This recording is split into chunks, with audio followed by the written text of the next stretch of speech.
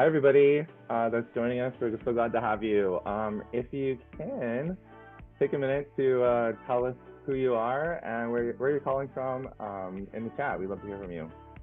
We'll get started, by the way, 5 minutes after the hour, so it's easy.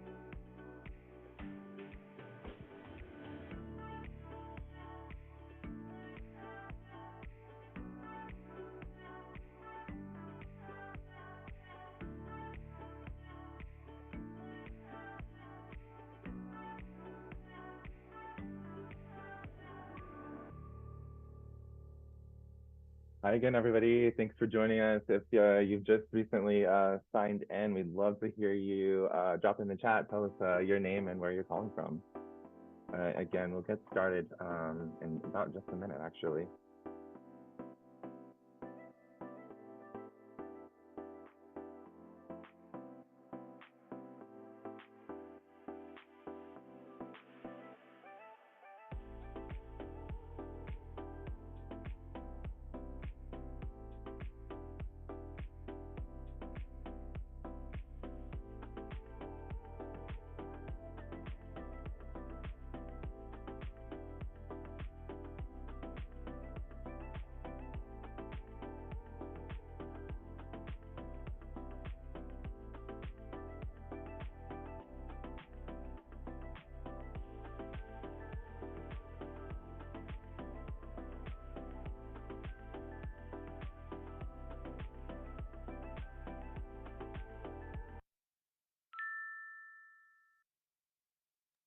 Hi, everyone. Thanks for joining us. We're going to go ahead and get started. Again, I just want to thank you all so much for joining us today for our June talker call, where we're talking about men of color and where they stand on the issue of abortion and reproductive freedom, and particularly the role that they can play in advancing and enshrining reproductive freedom. Again, thanks for joining. My name is Sean Connor. I'm the Client Success Manager here at HIT Strategies. Whether you're just now hearing about HIT for the first time, or if you're a current or previous client or partner joining us, which, by the way, we thank you. But also thank you all for just setting aside time to join us on this Friday, especially ahead of Independence Day week next week. I'd like to extend a personal welcome to our guest panelist and a fierce reproductive freedom advocate and thought partner, Ms. Nervese Flint, president of All In Action Fund. Along with Nervese, I'm joined by my colleague Roshni Nedangadi. She's a founding partner and chief research officer.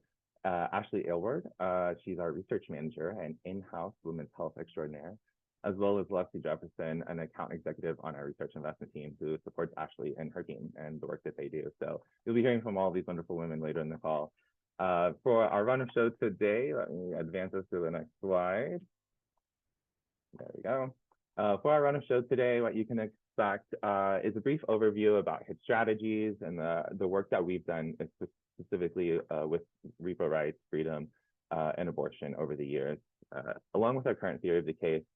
After that, we'll certainly dive into our work that we did here with All in Action Fund, where we dug into the thoughts and perceptions held by men of color.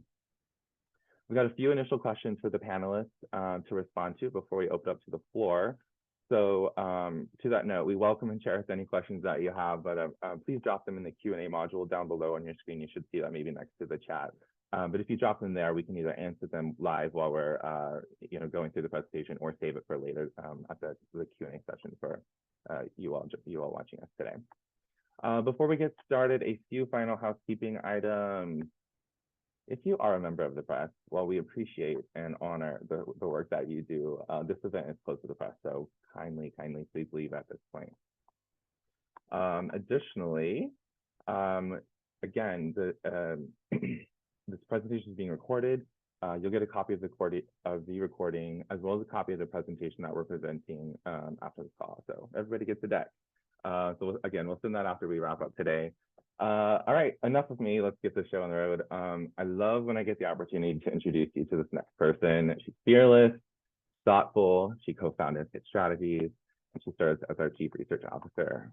Roshni Dangati, take us away. Thanks so much, Sean, and thank you everyone for being here. I'm so excited about this research that we get to present today. There couldn't be a better time for it. We're going to be talking about how to engage men of color around the issue of abortion access and what we need to say to get them motivated and on the same level as many young women and women of color that we've seen motivated by the issue of abortion access. So I'm just going to talk to you a little bit about HIT strategies if you're unfamiliar with us, and then I'm going to hand it over to Ashley and Norbeze, who will cover the bulk of the topic area. But we are a millennial and minority-owned public opinion research firm. We do things a little bit differently than most conventional research firms in that we really live and work in the intersections of the audiences that we research and that we represent. We are laser focused on young voters, on voters of color, on young women, on young men of color, on LGBTQ folks, on folks of different religions, on AAPI folks. And we do not only extensive polling in these communities, but also extensive, deep qualitative research.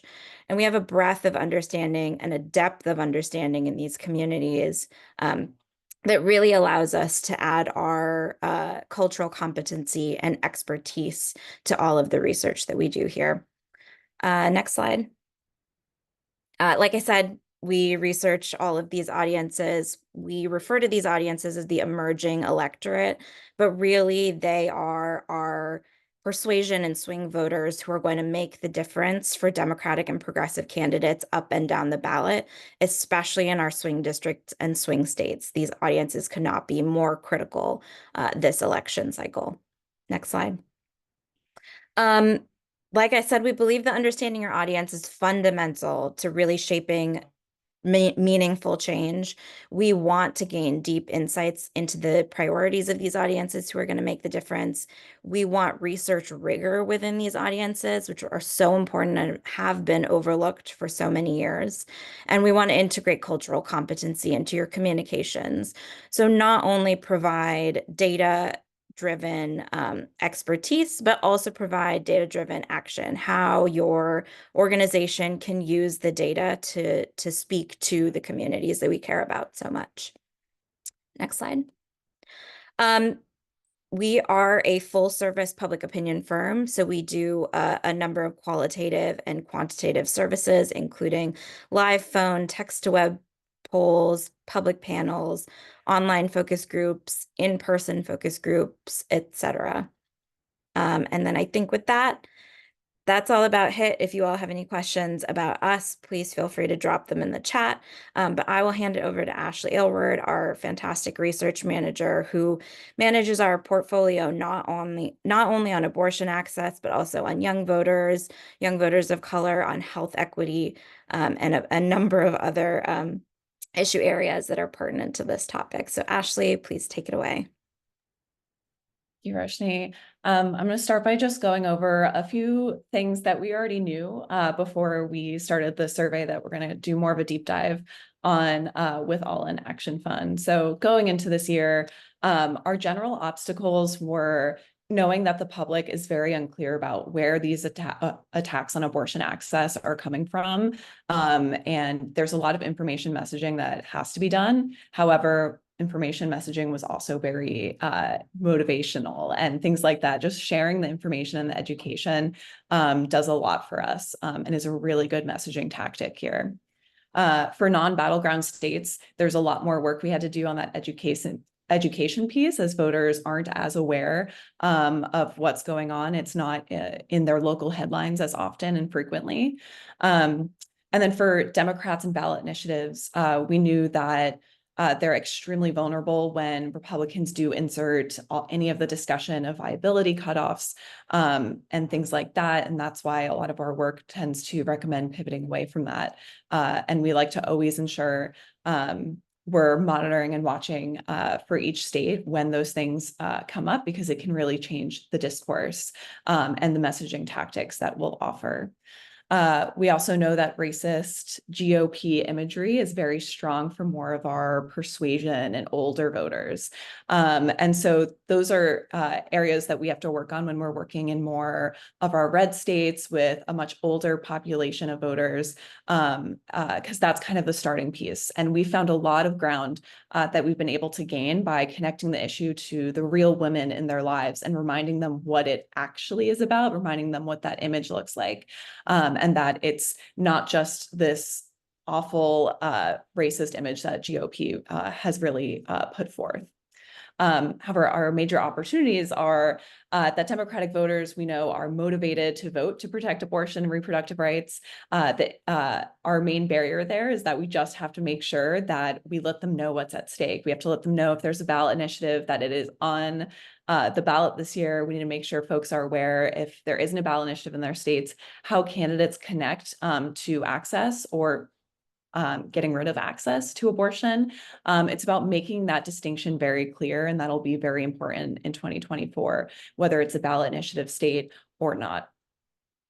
We know Black women and young women in particular are the audiences that we saw really change outcomes in 2022 and 2023 post-Dobbs. When we look at some of the states that flipped or voted in ways that folks were really shocked about, maybe they voted more Republican for candidates, but always voted in favor of abortion access. The audiences that made up the difference were much higher turnout from Black women and young women.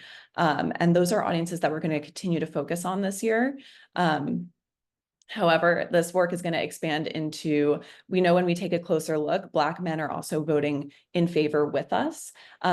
They just don't vote at much higher numbers of turnout as Black women do when they hear about abortion on the ballot. And so that's a little bit of the gap we're going to bridge in this research that we're about to show you all. So I will actually pass it to Norbese so that we can, oh wait, actually, no, I have one more slide about the All in Action Fund work that we're about to get into. So the deep dive of this work, we focused on POC men because we know that they are with us on this issue, and it's just about making sure that we talk to these audiences and tell them much more explicitly how we need them in this fight. We know that this is an audience going into 2024 that was feeling particularly disengaged generally about voting, weren't really excited, and this was kind of the nut we're trying to crack, especially in Joshua Doss's pod, who focuses primarily on Black voters, men, POC men.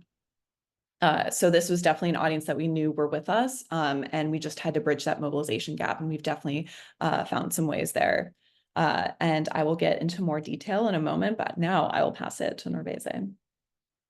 Thank you, Ashley. Good morning, everyone, and thank you for being here. Again, my name is Norbese Flint, and I am the president of All Above All and All Action Fund, or All in Action Fund, excuse me. All Above All has worked for the past decade to end barriers to abortion care, like the Hyde Amendment and barriers to medication abortion. And All In, what is said here, we are boldly working on policy and candidates to achieve abortion justice. So as we marked 2 years since the Supreme Court overturned Roe v. Wade that has decimated abortion access and care in this country, we find ourselves at another crossroads for our future. And when we were thinking about realizing full abortion justice, and we define abortion justice, meaning that people are able to make decisions about abortion care free from stigma in safe and just environments and without financial barriers, that we can address these barriers to abortion without addressing economic, racial, gender injustice that are steeped into our society, and that is going to take all of us. So with that, we started talking with having conversations within our folks about, well, we see that we have a lot of women showing up to Women's March and to other pieces, but where are the men at? And so I had a conversation with two pretty prominent guys, and we were just chit-chatting, and they both were like, well, we thought our solidarity was us being quiet and not showing up. Like, we thought that that's what we were supposed to do, was to just be quiet and let women take the lead here. And it dawned on us what was like, well, what are men of color thinking about when it comes to abortion access? We know that they're supportive, but how do we engage them? And what are the on-ramps for this? So we reached out to his strategies to explore those conversations, which we're going to get into a little bit more. And this is really in thinking about, one, we know that we have a very deep and important election that's coming up. And we also know, if we're going to build the future that we want to build for all of us, the one that with equity and justice and liberation, that men are an important part of that piece, and that we need to be engaging our full communities in building that future. So with that, I'll pass it back to Ashley to talk a little bit about what we found. Amazing. I love that story too, about how you kind of like came to this decision to embark on this research in 2024 strategy plan. So going into this was kind of our first bite at the apple when it comes to focusing just on POC men and abortion. So we had a lot of questions that we wanted to answer, but of course we only have 18 minutes to do that. And so we focused on doing a bit more exploratory level, and a lot of the messaging that we even touch on was built to be more values frameworks, so we can just also understand where folks are landing. So we want to understand how men of color see themselves in the movement for reproductive rights and abortion, and to what extent they prioritize it in their vote choice and decision to turn out to vote. We also want to identify barriers and motivators for men of color to be more active allies. Like, how do we move them along those moments that create much more direct action rather than just educating ourselves? We also wanted to discover how abortion and reproductive rights can be used to motivate men. What types of like messaging or value frameworks can we lean on when we do go out and start engaging with those audiences? So overall, I will be focusing mostly at the national level. This was a national survey of registered voters, but we had extensive oversampling of Florida, Michigan, North Carolina, Ohio, and Texas as they were target states for All in Action for some obvious reasons. But we'll be mostly focusing at the top level here, and I'm going to talk a little bit when we go through each slide about any states that might over-index, as well as racial demographics that might change. I say a lot, I use the word men of color a lot throughout this presentation. And that's because we actually, when we do break this apart by racial identity, we didn't actually find too many differences and trends amongst each of these subgroups. So that's why we're taking like the larger approach. But if we do notice a trend, you'll see us call that out, any differences, I mean. But, next slide, please. So our first main finding is that men of color support protecting abortion access, and they do think it's an important factor to consider when thinking about voting, whether that's turning out and what type of candidate to support. However, it's not their top issue when we ask outright about top of mind issues, when we follow, which is like the batteries that you usually see in a lot of the press, and those reflect the things that they're hearing every day. When we probe a little bit further and ask, okay, what about vote choice and things like that, and ask much more explicitly about abortion, we see that it is still a majority of men say, oh, for vote choice, yes, it is a very important issue in whether or not I will turn out to vote and who I will vote for. And when they do vote for us, we see where they stand in their policy issues. About 77% of men of color believe protecting abortion is an important issue. And we see much higher numbers in Michigan, North Carolina, and Ohio. Michigan and Ohio in particular, you can see some lingering effects of the great work of the ballot initiatives there. And I'll go to the next slide, please. Here you'll see kind of our breakdown. We started asking questions a little differently back in 2020. We started learning that our Black and more religious audiences that we were talking to in 2020, particularly in the South, there's a different way that folks were looking at abortion. And so we started really reframing this because we realized there's a lot of people that may personally oppose abortion, but be against the government kind of overreaching or getting involved. They think it should be something that others should still have access to. So we've rephrased some of our questions here, and you'll see we break that audience out to fully supporting legal abortion in blue with 52%. This yellow 32% is folks who maybe personally oppose abortion. They wouldn't have it for themselves or wouldn't want it in their family, but they support the legal option to abortion. And only a small 16% fully oppose legal abortion. So we're looking at 84% of POC men who are really with us in supporting abortion access and maintaining that as a right and a freedom in the US. And we do see overall that men are paying attention. About 55% see that abortion access is going in the wrong direction in this country. Next slide, please. And so conceptually, men of color see voting for pro-reproductive rights candidates as important, but place, I don't like the wording less importance. It's still strong importance, about 60%, that's a majority, just less resonance on the importance of abortion as an issue in 2024. So it's making up their vote choice, but not as much adding to their mobilization, but we're still seeing pretty high numbers there. And we're actually going to get into this audience and what that difference might be that we're getting at, because we see a lot of opportunity here for engagement. Next slide. So despite supporting abortion rights in general, men of color are less convinced about the impact that abortion has on them directly. So we know from our previous work, particularly with Joshua Doss's pod, in a lot of our Black voter research, and research with men that are feeling not very excited to turn out in the next election, who have more conflicting feelings about who to support. We know that any way that we can kind of make that direct impact much more clear, no matter the issue area, that tends to resonate a lot more to direct action rather than just feelings. And so we want to really explore that direct action piece. And we also asked a battery of questions about where men see themselves specifically in this fight. And we noticed a major difference from a little bit less action, more of the education pieces, from the more further action. We want you to show up to protest. We want you to show up and vote specifically on this issue.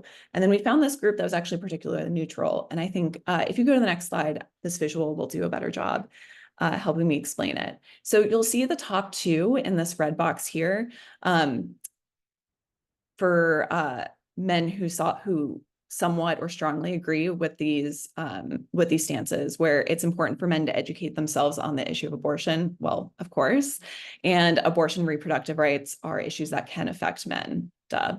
But we really want to move them further down, where we see slightly less, though still high numbers for men, to things like it's important for men to attend marches and rallies. It's important for men to speak up more explicitly on social media and things like that.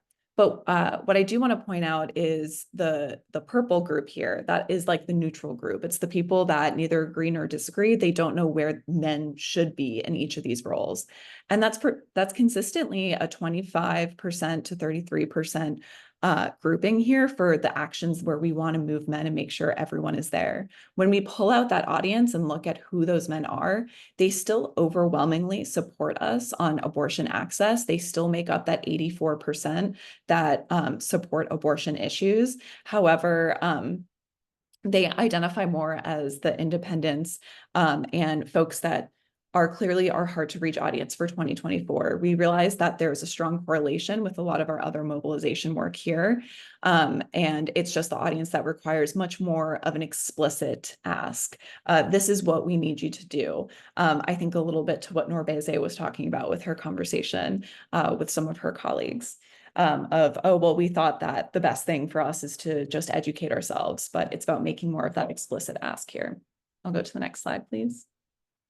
And so we found individual rights and personal freedoms, as well as economic security and IVF, were potentially effective frames and issues for generating mobilization around protecting abortion access with men of color. This comes from both work of what we know, where we know men are right now, those who may not be as focused on abortion, even though the majority of them report following what's happening in the news on abortion. Anytime we tie it to some of our economic frameworks of this is about economic security of families and family planning, things like that, that resonates very well. And again, it kind of drills home more of that like direct impact that they might feel or relate to more as an individual, rather than talking about it more in that value policy level. That is sometimes harder to relate to for men who aren't as engaged in politics, which is kind of that group that we need to talk to this year. And we also talked a little bit about IVF. We were going into the field right when the case in Alabama came out. So of course, we included some questions on there and found that it was incredibly concerning for men of color and incredibly resonant. So definitely another area that drives home the direct impact, and specifically for even audiences that kind of make up that yellow grouping that I showed you earlier. That was the people that personally maybe not want their families to have abortions, but they don't believe in government overreach or keeping access out of the hands of others. This is something that kind of hits on the value stones of this is the family planning, and we should be allowed to do this. This is our freedoms and government overreach. But I'll go to the next slide, and that'll help describe some of this. So these are our top. We tested some more messages than this. I pulled out just like our top 5 testing messages here. And what you're seeing on the screen is our strongly agree, someone who answered 8 to 10. When we group in somewhat agree, these numbers get even higher. We thought that strongly agree was a better way to show a slight difference here, a slight difference amongst these top contenders, but you'll see some of the top ones are everyone should be able to get abortion care if they need it. It's important for anyone who wants to get an abortion to be able to get one, so no one is forced to carry a pregnancy against their will. And the personal freedom of the far right is trying to ban and criminalize abortion. Next, they'll come for other personal freedoms like voting or marriage equality, which comes from a lot of our past work on Black voter engagement specifically, and other POC audiences where abortion and the attacks on abortion is just one right that they're feeling anxious about amongst several other that they feel are under attack. So tying it to everything else tends to do very well, especially with our more male audiences, which is why we think it did well here. Next slide, please. We also found that most men are paying at least some attention to abortion, which indicates they may be receptive to hearing messaging or information about abortion. So women and medical experts were the top trusted messengers when it comes to abortion for men of color. And we even saw Democrats somewhat up there, and Republicans were at the bottom of the list, which is really nice to know. But that tells us a little bit about how we want to go and make that explicit ask to these men. We want to put women front and center and say, hey, we know you're with us, but we need you to show up, and this is how you show up. Making it very specific about this is, you got to make the decision on your vote choice. You got to make a decision on turning out to vote in 2024, and just making that specific ask.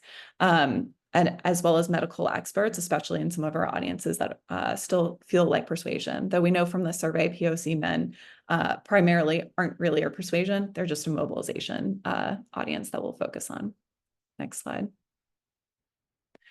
So here's a breakdown of those messengers that we tested and where they did well. Doctors, women, and women you know are all at the top, family, friends, and Democrats. And you'll see towards the bottom, we had hosts of podcasts or other men, male commentators on social media, though we had much lower numbers, or actually higher numbers of distrust. I like that there's a lot more red down there.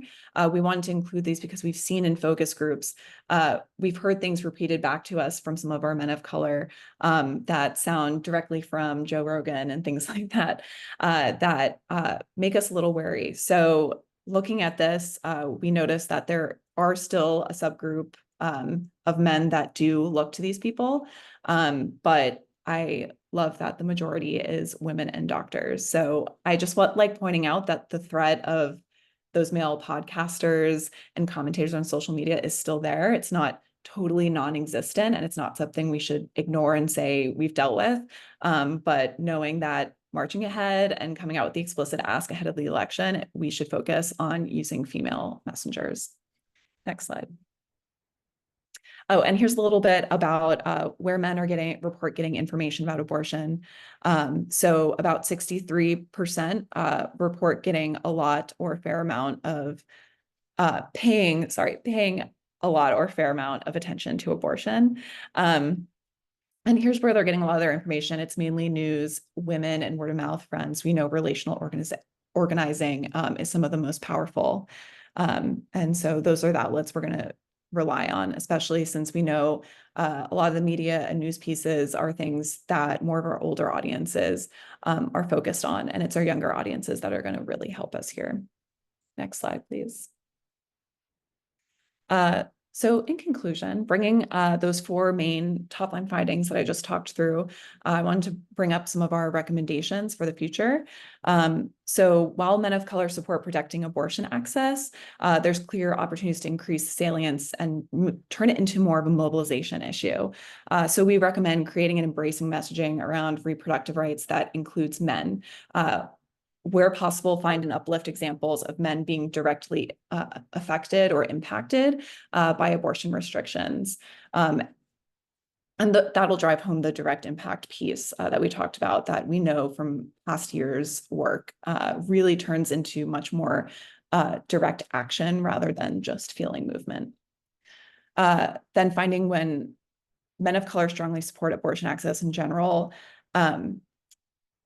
and the opportunity to involve men of color in the conversation on abortion access to motivate men of color to agree that it's men's roles to take a stronger action. We recommend doing that by providing more information on what is at stake with abortion access more broadly, specifically to that audience that was like the neutral audience. That's the audience that we're going to have to focus on in this next election, the folks that we need to really engage with because they aren't feeling that excited to turn out to vote. And we can clearly make that resonant with them, especially with some of the examples that we tested in the survey. We also recommend to hit on the individual rights, economic security, and messaging and value frames that we tested. We recommend utilizing the personal frames and any of the individual rights and impacts when talking about and engaging with POC men on this issue. And lastly, for those who are paying attention, the men of color that are paying attention, we recommend creating messaging campaigns with women as some of the messengers to make the explicit ask and say, this is how we need you to show up. And I believe that is our last slide, and I'll pass it back to Leslie now. Hi, everybody. I'll just let you know, Leslie's gonna have a few questions for our panelists, and then we'll open the floor, of course, up to you, questions from you all. So if you do have any questions, please do drop them in the Q&A while we're going through this, and we'll queue them up for that next session. All right, Leslie, take it away. Thank you, Sean, Roshni, Norbese, Ashley. This has been a great opportunity to glean from these research findings. And so we have a few panel questions. So our first question will be, how do opinions on abortion vary across different demographics, such as race, gender, and age? And whoever can start, or all 3 can answer. Doesn't matter. I can start here. We talked a lot about opinions of men of color, and looking at opinions of men of color, we saw 84% overall were in support of abortion access being legal. I think we see higher numbers among women of color. We see higher numbers among young women. Generally, more than 80% of the target audiences that you asked about, so women, women of color, men of color, people of color, are in support of abortion access. And I think often in some of the work that we do, we hear people say like, oh, you know, especially older people of color are a little bit more conservative or a little bit more religious, but we're not seeing that play out in the numbers in terms of support for abortion access. So across the board, people of color are very supportive of increasing or maintaining access to abortion in the country. And I would just add on to the piece of, I feel like so we have a good problem in the sense is that we're not trying to persuade a whole bunch of people where our folks are with us. It's like the education, outreach, and how to activate those folks, right? And so the gap that we see between men of color and the broad other gender space, but particularly women of color, is the like who's being targeted, who we're talking to, who we think needs to hear this information. Not only for abortion access, but this can actually for a broad range of reproductive health rights issues, from contraception to consent. A lot of our information is geared at astute women and having them have the responsibility to hold the education and be the activists on it. Mm. Thank you. So for our next question, what is the best messaging strategy right now for turning people out on abortion during a year when people are so disengaged? Why is abortion having such a significant impact on things like motivation to vote, turnout, and engagement? I can start here again. So a little bit of background, but in all of the work that we're doing among the communities that I highlighted previously, the ones who we think are going to be the most important in this upcoming election, we are seeing decreased enthusiasm going into November of 2024.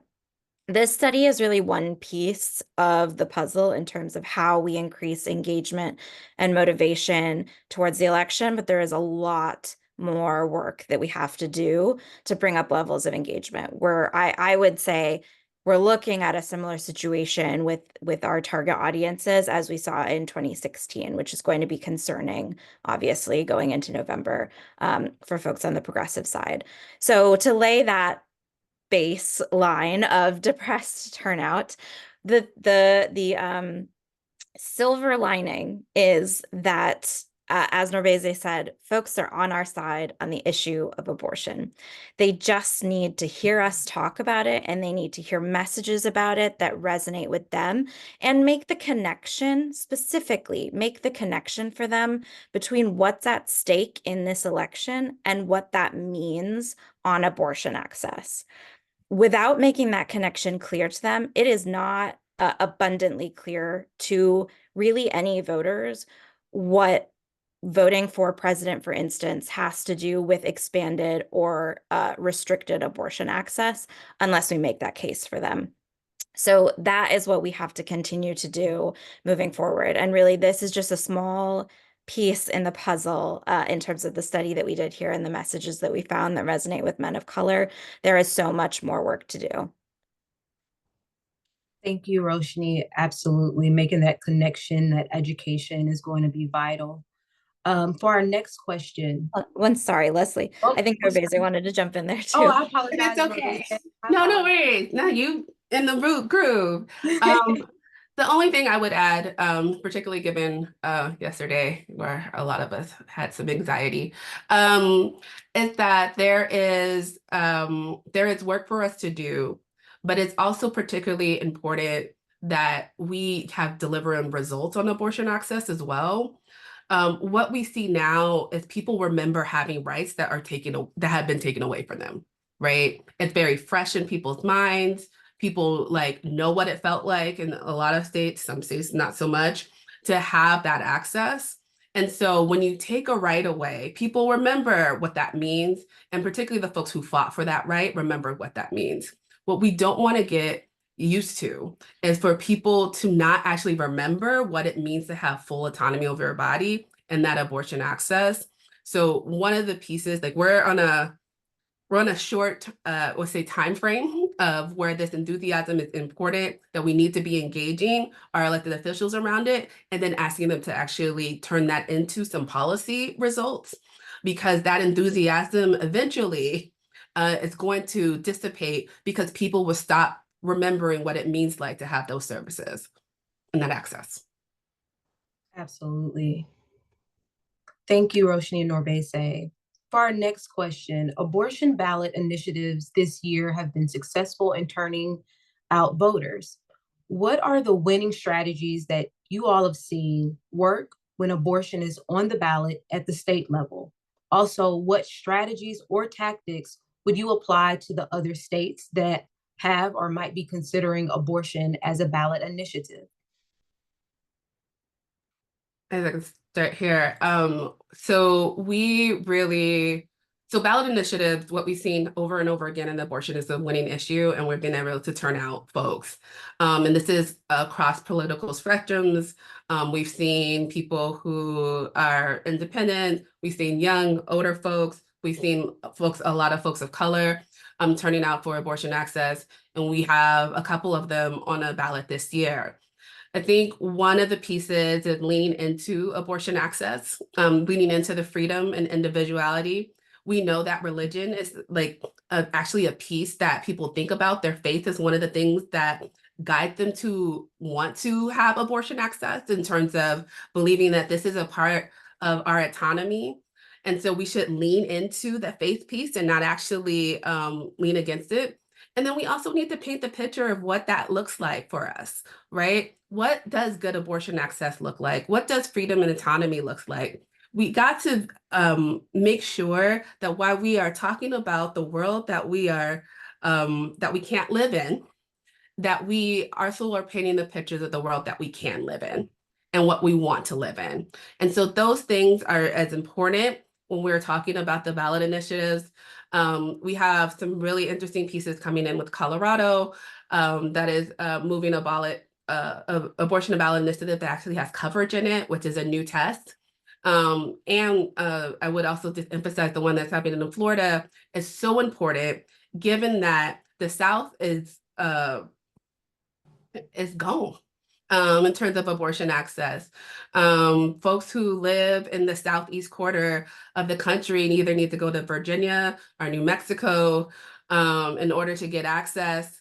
And it is tough and it's rough. And that Florida piece really is going to be an important piece for folks to get access in that whole southeast quarter, and particularly for the many folks of color who don't have access and who live in those states. Thank you, Norbese. This is groundbreaking insights here, and I hope our audience are taking many, many notes. So at this time, let's go over to our audience questions. I believe we have one in the chat box already. If Ashley, would you like to take that first question away for us? Yeah, this is a little boring of an answer. Well, the question was, other than Republican versus Democratic, where did you see the most variance amongst men of color on their views about abortion? For example, was it suburban versus city residents? We actually didn't see many differences. If anything, we saw slight differences amongst generation, mainly like over or under 50, but still overwhelming support.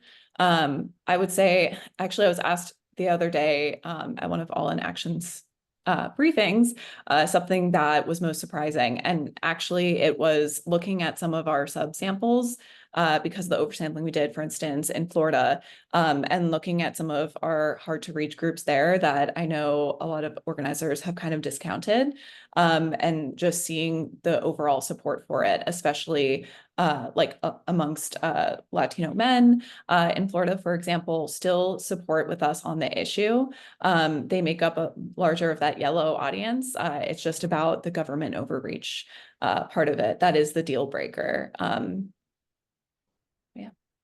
Thank you, Ashley. I believe we have one more question from our audience. And please feel free to drop in your next questions. How can ballot measure campaigns best respond when ballot measures are attacked for their perceived implications for trans people? Ashley, I will let you take this one because I know you've been doing a lot of work on this just this week. I know, we just did this.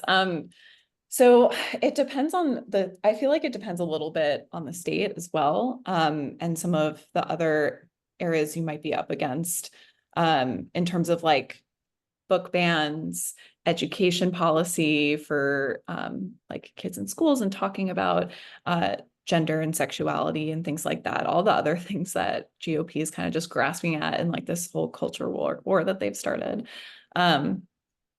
But I would say it's hard because it differs by those states. But the one thing I would recommend looking out for is to make sure that we aren't laying the groundwork for the next attack. For instance, I know specifically with abortion work, usually we're up against the things with children when it's, oh, they can get it without parent signature, things like that, which is the similar piece for trans people of, oh, like young trans kids can then go and get surgeries without their parents' permission and things like that. And some of the things that we come out with is these should be decisions between parents and their children. Government should stay out of it. However, down the line, when we're then working on fighting those book bans and fighting what you can and can't talk about in schools on gender and sexuality, then that argument ends up fueling opposition and working against us. So it's a careful groundwork of kind of laying out, seeing what opposition may be coming down the lane for, especially for LGBTQ, because it's not limited to one sphere, and just making sure that we're answering in that way. So I wouldn't pivot directly to parents' rights, for instance, but something along the lines of it's like the government overreach piece. That just does so well for both abortion and our the trans and LGBTQ work that we've done, because that's what gets at like some of that persuasion audience that has been being pulled into some of the culture war piece. And it's at the end of the day, it's just about protecting ourselves from government overreach and keeping our freedoms in place. Awesome points, Ashley. Thank you. If we don't have any additional audience questions. Oh, Jump in real quick, Leslie. I'm sorry. yes, absolutely. Yep. So as this is my moment to make a pitch for this is why it is incredibly important for progressives and organizations to link up. And so this is in the conversations and we're thinking about abortion access, we need to also be talking to LGBT organizations, and other progressive organizations. So we are aligned in our strategy and how we talk about this. It's, once what we've already seen, folks came from abortion access and now they're coming for trans and LGBT rights. And our best hope is also being as organized and disciplined and rigorous in how we work together on these issues. Absolutely. Thank you. So if we don't have any additional questions from our chat, I'd like to first thank you, Norbese, Roshni, and Ashley for sharing your insights and research findings today. It has been, I know, very groundbreaking for me, just being able to sit in and listen and glean from you all today. Also would like to thank our wonderful audience members for participating in today's talker call and hearing our panel of experts on today's research topic. Research approaches like the one demonstrated today are invaluable tools to addressing the challenges and opportunities our society faces today. There are still several areas of research on women's reproductive rights that organizations like those who've joined us today in today's audiences may be interested in exploring in collaboration with HIT strategies.